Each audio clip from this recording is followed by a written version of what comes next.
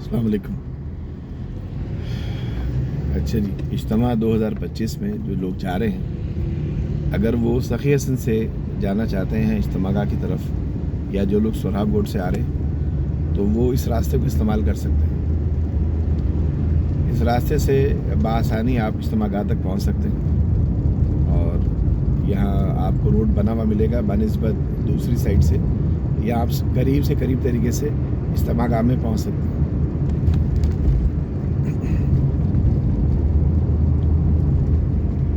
यहाँ अभी नया नाज़िमाबाद वालों ने नया पुल बनाया और इस पुल से बराह रास्ता सीधा आप नया नाज़िमाबाद तक पहुँच सकते हैं। पहले नीचे आबादी थी, तो उस आबादी के अंदर से जाने में लोगों को प्रॉब्लम होता था, जगह बहुत कंजस्टेड थी। अब ये एक ब्रिज बनाया है इन्होंने, और जब ये ब्रिज बना बड़े बेहतरीन और शानदार तरीके से बगैर ट्रैफिक को डिस्टर्ब किए हुए इन्होंने ब्रिज सारा बनाया।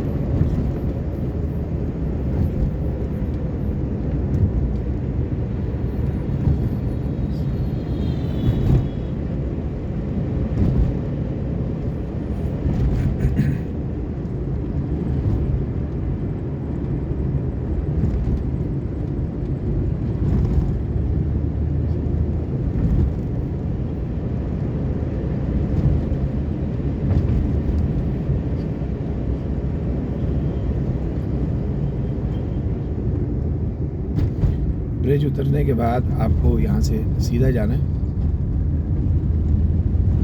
अतराफ़ में, क्योंकि ये पुराना इलाका है मंगो पीर का, तो यहाँ पर मार्बल के सारी फैक्ट्रियाँ हैं, मार्बल कटिंग होता है, मार्बल पॉलिश वगैरह होता है। अगर नए नाज़िमाबाद वाले अपने ब्रिज को थोड़ा सा एक्सटेंशन और कर देते, अब ये रोड एक्सटेंशन तो कर रहे हैं यहाँ पर, लेकिन अगर ये ब्रिज को एक्सटेंशन कर देते, कॉस्ट तो इनकी आती थोड़ी बहुत, लेकिन इनके प्रोजेक्ट के लिए ये चीज़ और बहुत ज़्यादा कामयाब हो जाती। ये जो रिमेनिंग आधा 1 किलोमीटर नीचे लोकल ट्रैफिक के साथ है, लेकिन यहाँ पर ये है कि अब बैंक वगैरह खुल चुके हैं, पेट्रोल पंप्स वगैरह मौजूद हैं, और बहुत सारी एजेंसीज़ के ऑफिस, रियल इस्टेट के ऑफिस यहाँ नया नाज़िमाबाद के अतराफ़ में।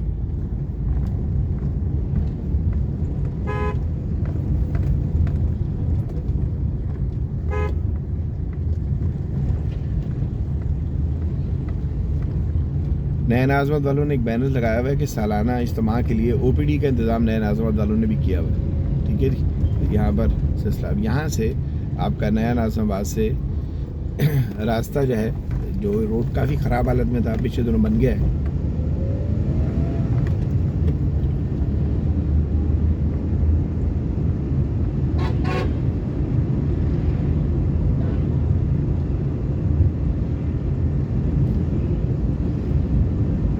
इस रोड को रिसेंटली इन्होंने अपडेट किया, अभी वन साइड रोड बन चुका है। एक साइड पे जहाँ मार्बल फैक्ट्रीज़ हैं वहाँ अभी रोड नहीं बना, तो ये सिंगल रोड ही इस वक्त डबल रोड के तौर पे चल रहा है, लेकिन आहिस्ता आहिस्ता काम हो रहा है। तो नया नाज़िमाबाद वालों ने ये किया कि अपनी तरफ वाला जो रोड है उसको उन्होंने बनवा लिया, और उससे क्योंकि उनके प्रोजेक्ट के हवाले से जो जो चीज़ें उन्होंने कमेंट की थी वो उन्होंने सारी पूरी कर दी।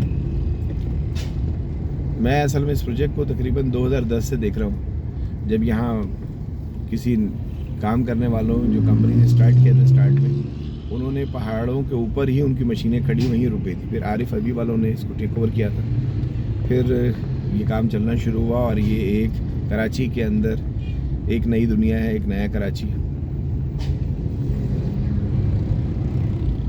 क्योंकि बहरिया टाउन नो डाउट बहुत बेहतरीन प्रोजेक्ट है, माफ़ कीजिए, वहाँ पर लेकिन दूर बहुत है कराची से। तो या तो वो लोग जो लोग रिटायर हो चुके हैं, जो ओवरसीज़ हैं, वो वहाँ रह रहे हैं, जिनको हफ्ते में 10 दिन में कोई काम पड़ता कराची तो वो आए। लेकिन उसकी निस्बत ये नॉर्थ नाज़िमाबाद से सिर्फ़ और सिर्फ 2 किलोमीटर के फासले पे ये पूरे एक सोसाइटी बन चुकी है। और इसके बहुत सारे मसले मसाइल थे, मार्बल फैक्ट्री, पोल्यूशन, चीज़ें, अतराफ़ का माहौल, सिक्योरिटीज़, उन तमाम चैलेंजेस को नया नाज़िमाबाद की जो टीम है उसने बड़ा बाखूबी ऐसे तरीके से वो पूरा किया। अभी आखिरी मराइल ये इसका आउटसाइड एरिया है। यहाँ पर पहले बस स्टॉप था, ये जब ये सारा पहाड़ कटा हुआ नज़र आ रहा है, यहाँ एक बहुत बड़ा पहाड़ था। अच्छा, ये नया नाज़िमाबाद का गेट नंबर 2 है, ठीक है जी। और यहाँ से भी सिक्योरिटी है, आपको ऐसे जाने नहीं देते, आपको NIC रिकॉर्ड करना पड़ेगा, बताना पड़ेगा मैं कहाँ जाता हूँ। बराबर में इनका HBL बैंक है और कुछ खाने पीने की कुछ दुकानें हैं, कुछ रेस्टोरेंट्स हैं। अच्छा, एक इनका हबीब मेडिकल के नाम से यहाँ पर ये भी मौजूद है, अल हबीब मेडिकल। तो यहाँ इन्होंने इज्तिमा में आने वालों के लिए फ्री सिस्टम रखा है।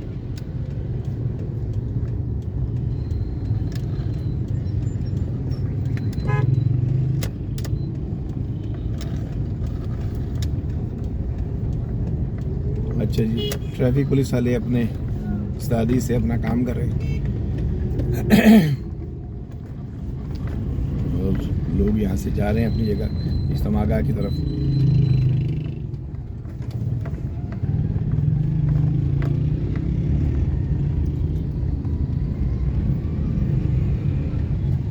बहुत सारे लोग बहुत दूर दूर से रिक्शों में बैठ के, बसों में या किसी मस्जिद के साथ पूरी टीम करके यहाँ पर आ रहे हैं। कल शाम का मैं आपको माहौल दिखा नहीं सका, तो वो भी देखें किस तरह लोडेड रिक्शा, अब ये रिक्शा लोकल यहाँ पर चल रहे हैं। पहले जब मैं यहाँ से गुजरता था तो यहाँ पर एक सवारी भी नहीं होती थी, कुछ कच्चे मकान थे, बराबर मंगोबीर का मज़ार था।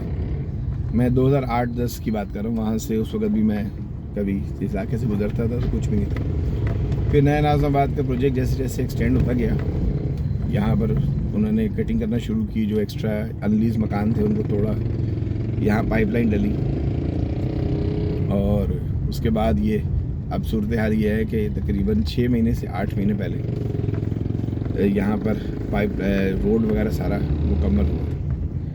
ये जितने घर आपको टूटे हुए नज़र आ रहे हैं, जहाँ ये जैसे शाहिद आर्ट्स लिखा हुआ है, ये सब घर थे यहाँ पर, बहुत सारी चीज़ें थी। अभी भी कुछ घर ऐसे बाकी हैं शायद जिनका केस चल रहा है या कुछ मामला बाकी है जो टूटने वाली है, क्योंकि यहाँ पर जो ये शानदार इन्होंने एक सेटअप, एक बहुत बड़ी सोसाइटी बनाई है, तो उसके अतराफ़ में जो उनका प्लान है उस हिसाब से वो कटिंग करते जा रहे बना। यहाँ पर इतनी बड़ी पाइपलाइन डली है कि उसमें से आदमी गुजर जाए।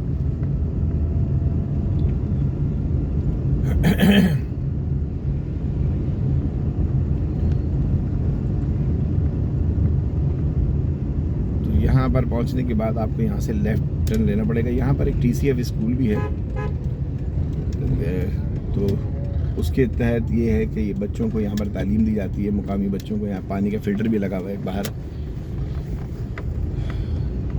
और ये सब कुछ इस तरह चल रहा है निज़ाम। सफाई वाले अपनी सफाइयाँ कर रहे हैं। अच्छा, ये एक ज़रा एक चेंज आता है कि जब भी इज्तिमा आता है तो तमाम जितने भी मुख्तलिफ़ किस्म के मदरसे वगैरह हैं उनके ऐड लग जाते हैं, तो क्योंकि जो लोग आ रहे होते हैं इतने वाफिर मकदार में, तो वो मदरसों को डोनेट करते हैं। ये है कि दीवारें रंगीन हो जाती हैं। अच्छा, ये जो सामने आपको पहाड़ नज़र आ रहे हैं ऊपर, तो यहाँ उस वक़्त एक इलीगल कॉलोनी बनी थी, फातिमा कोई कॉलोनी या रेजिडेंसी के नाम से, फातिमा ग्रीन सिटी सर। तो वो करते करते आज, उस वक़्त वहाँ 5-5 लाख रुपए के प्लॉट मिल रहे थे पहाड़ के ऊपर।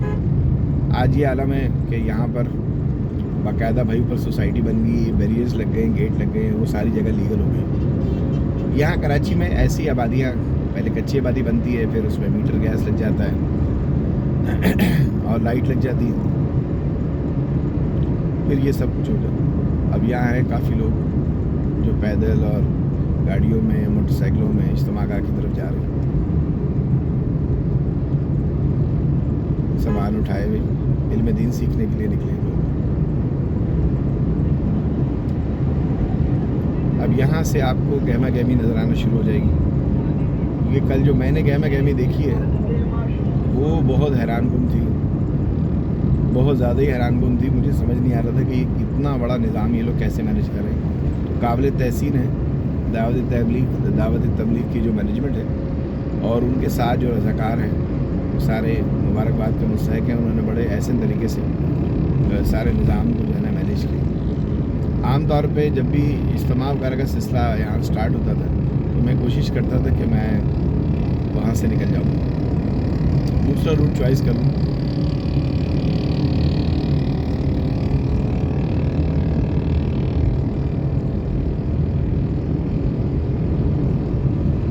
लेकिन इस मरतबा मुझे हुआ कि मैं देखना चाह रहा था ये सारी चीज़ें, तो मुझे पता चला कि भाई ये सारी चीज़ें यहाँ पर मौजूद हैं। और अब देखें जगह जगह कैंप्स लगे हुए हैं पुलिस के, सिक्योरिटीज़ रेंजर्स भी मौजूद है। अब यहाँ से वो शानदार मंज़र जिसका मैं आपसे तज़किरा कर रहा था वो नज़र आ रहा है। तो अगर आप सखी हसन से आ रहे हैं तो जो रूट मैंने आपको बताया है उस रूट पे अगर आप फॉलो करेंगे तो इस तरीके से आप यहाँ पर पहुँच सकेंगे।